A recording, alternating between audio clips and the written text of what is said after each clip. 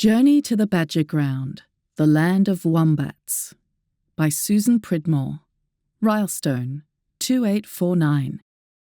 Narrated by Chloe Schwank.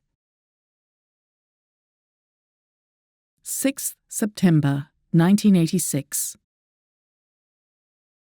I could have turned back, but I didn't. Like the tide drawn by the full moon, so I was being drawn to the Badger Ground. I was driving into my destiny.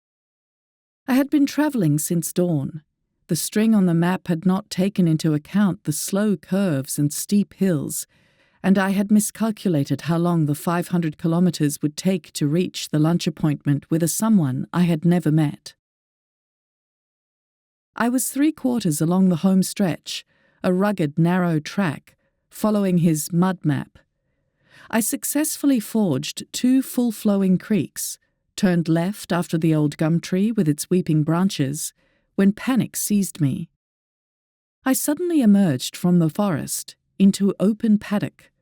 Sandstone cliffs soared around me. There appeared a deserted, blind-looking house, boarded up and surrounded by lichen-covered, gnarled old fruit trees and broken fences. An overwhelming sense of aloneness filled me.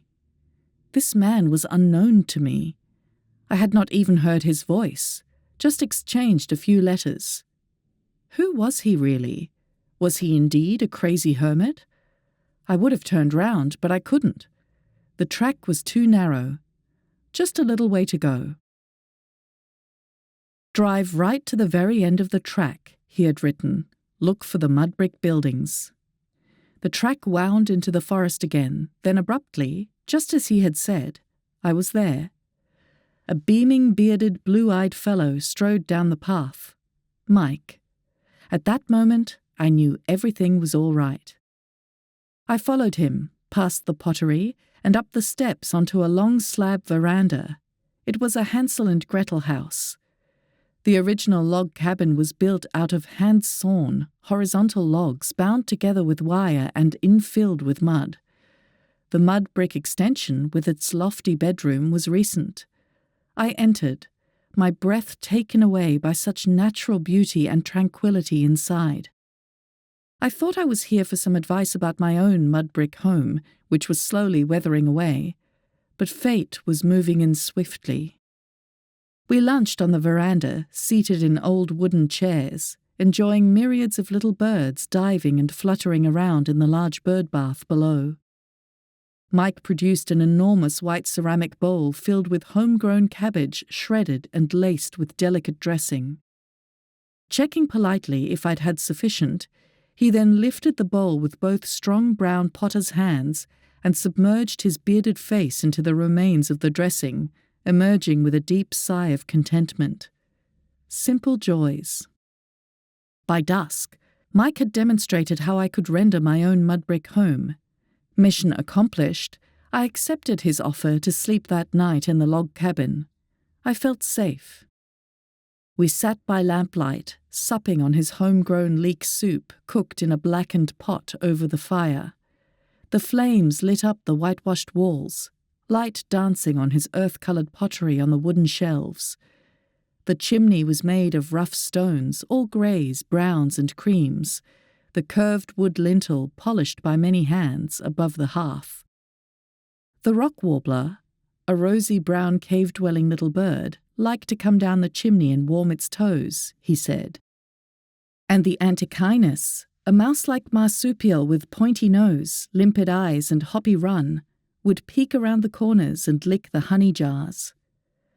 Outside, trees cradled us, and the soft night air was filled with the rustles, snuffles, snorts and scuttles of the nightlife. It was beautiful. Next morning, I returned to my 3 teenage children, my car packed with pottery and seedlings from his little nursery to plant on my 7 acres of hilltop. I knew that day, in some inexplicable way, that this man with the forget-me-not blue eyes would be in my life forever. How? I had absolutely no idea. Today, I understand. My own upbringing instilled in me a great love and respect for nature and the desire to serve humanity. I grew up on 5 acres of bush in the Adelaide Hills, in a charming stone house. My father, a naturalist, instilled in me his love of the Australian flora and fauna and his advocacy for the preservation of the natural world. My mother strengthened me with her compassion for others, her passion for literature and storytelling, and love and support in difficult times. My sadness is that she did not live to see Mike. These qualities combined to prepare me for the second half of my life. My childhood background came to the rescue when my marriage broke down in 1980. With my children, we built a mud brick house outside of Canberra, an experience that took every ounce of stamina and determination.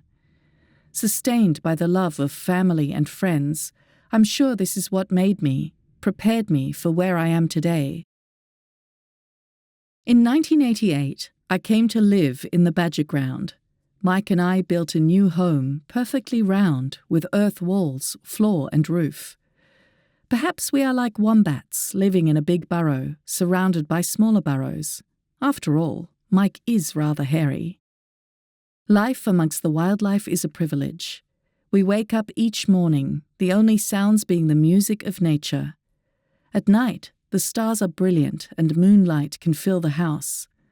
We listen to the gathering of the wallabies and wombats grazing nearby, our friends. Everything is so peaceful. We know many wombats, especially 28-year-old matriarch Stretch Black Limousine. She brings her joeys to our back door. Little orphan joeys come to our back door. All the wombats and wallabies know our back door. They watch us in our hide as much as we watch them. We are both here to protect our wildlife and their land from human destruction. I have found my mission in life. This is truly bliss. The end.